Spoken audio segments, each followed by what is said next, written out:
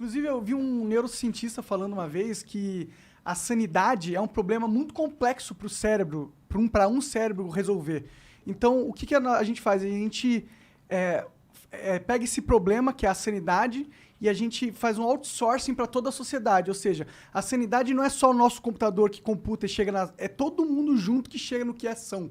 Legal. E é algo que seria impossível alguém saber. Tipo, se você colocar você sozinho em algum lugar numa ilha, você vai ficar maluco, porque não existe conceito de sanidade quando você tá sozinho, entendeu?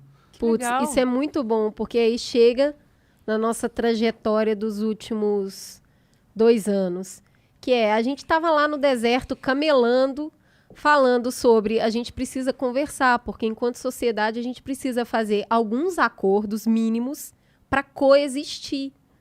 Então, assim, o tecido social já vinha muito desgastado. Olha, não estou aqui para reclamar, muita saudade do drama Dilma Aécio, porque as coisas, a gente tá fazendo nosso trabalho muito mal, porque só foi piorando, né, com o tempo. A gente é muito ruim de serviço. Pô, todo mundo então, né? Porque aí o que aconteceu? Quando a gente chega nos últimos 2 anos, 2 anos e meio, aí a gente sai da polarização e vai para a radicalização.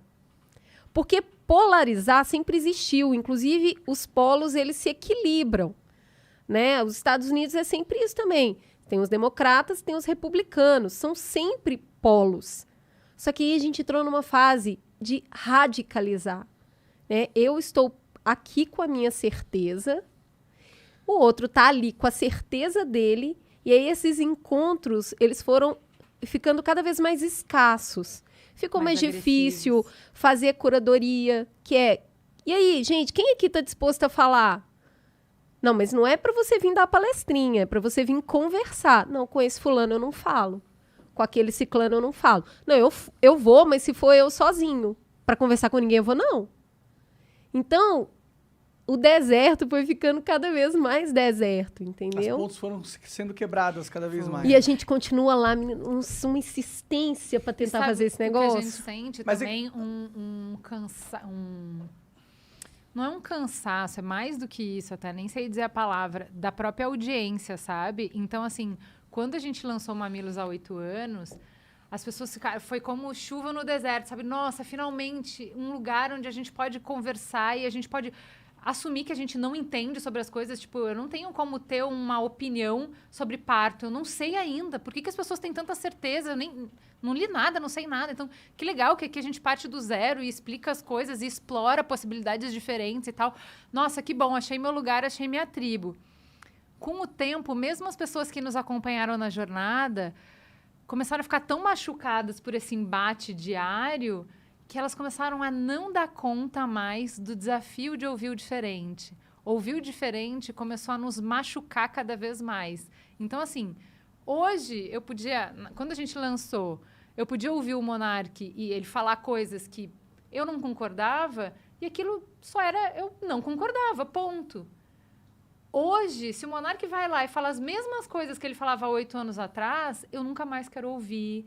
É intolerável. Tô decepcionada. Ele tem que ser excluído da sociedade. Tire os patrocínios dele. Cancelem as redes sociais desse cara. Cara, e algumas pessoas que estão com a gente há muito tempo, elas até conseguem fazer essa autoanálise, assim, de falar assim, que coisa, né? Eu não consigo mais.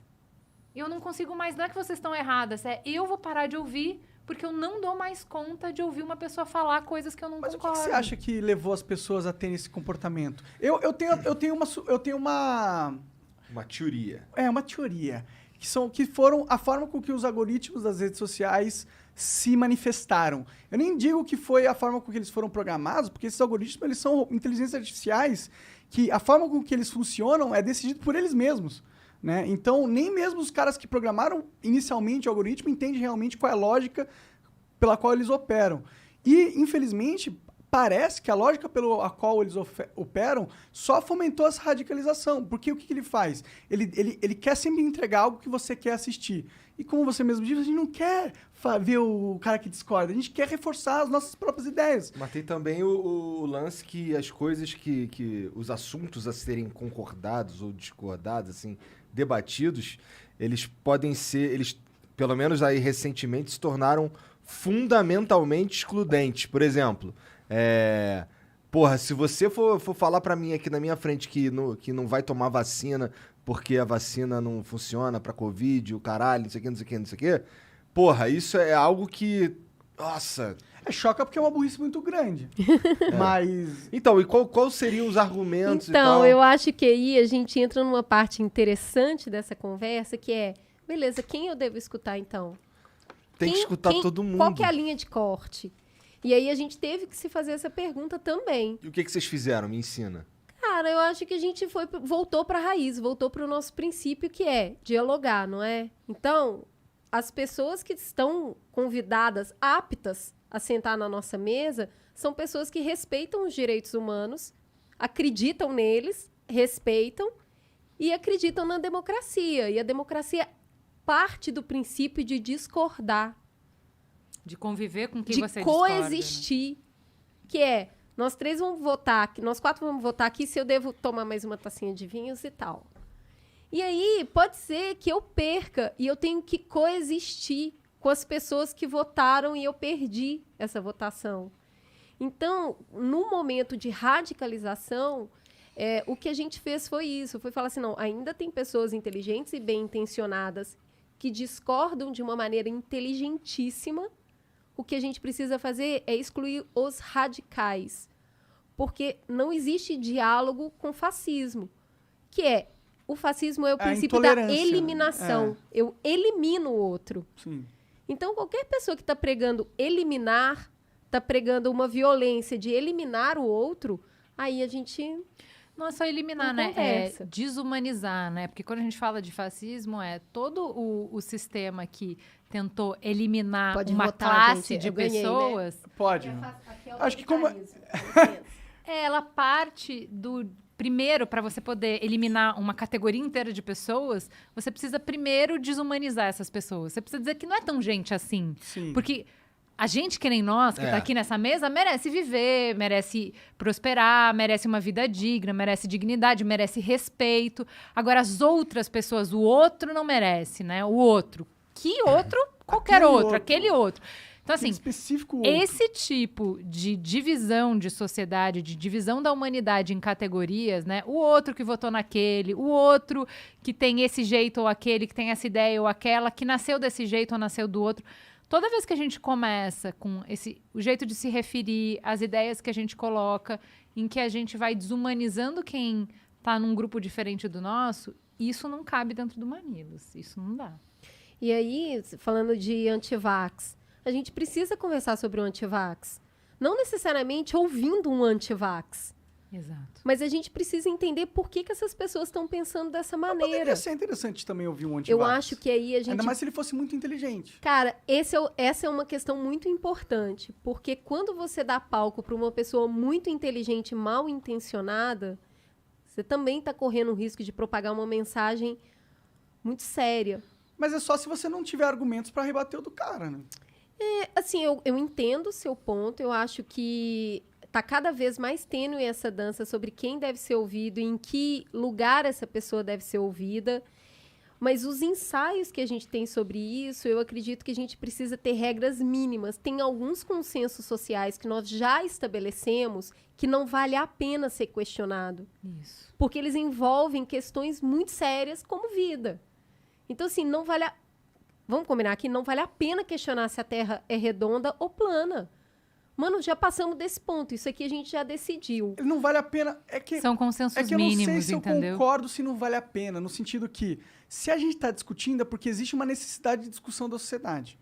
E aí eu acho que o cara que acredita, o cara que é ignorante, ele é ignorante. Ele não sabe que a Terra é redonda, ele acredita em fantasias, tá ligado? E essa pessoa, tipo, ela tem que ter voz, entendeu? E o único jeito dela ter voz é deixando ela falar as merdas que ela quiser e se reunir com os caras que falam as mesmas merdas que ele, e eles falarem as merdas juntos e poderem ser contestados pros outros. Porque a alternativa a isso é falar, bom, chegamos a um consenso que a Terra é redonda, ok. Então agora ninguém mais pode falar que a Terra é plana. Aí é foda, entendeu? Falar, mas sabe você o que pode. sabe Não o que pode que criar é? um canal no YouTube disso. Não, o que eu acho é Entendeu? assim, ó, por exemplo, sabe o ditado que as nossas mães diziam que como é que é? A verdade vai a pé e a mentira vai de avião? Tem uma coisa assim. que é quanto que demora para você explicar uma ideia burra? 1 minuto, porque ela é simplória, porque ela é simples, ela não considera uma série de coisas. Não tem Pra compromisso você- com a realidade, né? Para você desmistificar isso, é muito mais complexo e demora mais. Então, o que a gente faz? Vou falar de Antivax, por exemplo. O programa de vacina do Mamilos é de pré-pandemia, bem antes, que a gente já estava com problema no Brasil de algumas doenças que estavam erradicadas voltarem por causa de antivacina. A gente traz... Soprinho você, desculpa. Tudo bem. Eu tô ótima. A gente traz para a mesa essas ideias exatamente que você falou. Então, assim, não para a mesa, mas pega um áudio de uma pessoa. Então, o que ela pensa? Quais são as ideias? Isso está na mesa e é o ponto de partida da conversa. Na mesa não vai ter essa pessoa. Vai estar quem vai explicar por que isso não faz sentido e provar ponto a ponto. E é isso que eu te falo de por que as pessoas não estão na mesa. Porque na mesa é quem é inteligente e bem intencionado. Ou a pessoa não é inteligente, ou ela não é bem intencionada para falar contra a vacina. E um burro bem intencionado. Mas o argumento... Então, tá aqui. Tá falando aqui a ideia. Eu vou demorar 1 hora para desmontar 5 minutos de teoria conspiratória. Porque Entendeu? o cara só Não, eu acho que isso é repete, legal. eu não vou tomar por isso. Tá, mas e aquilo? Não, mas eu não vou tomar por isso. E aí você não sai, é a conversa enceradeira. Ah, não, isso A é pessoa foda, fica isso é da repetindo hora. a mesma coisa. E aí o que eu acho interessante desse sistema que a Ju tá falando é a questão hoje que a gente tem entre fake news e fact-checking. Não adianta depois você vir, o fact-checking nunca tem a mesma eficiência que a fake news, ele não alcança o mesmo número de É, a pessoas. fake news é muito mais viral, ela É a que vai de avião, enquanto o fact-checking tá indo a pé.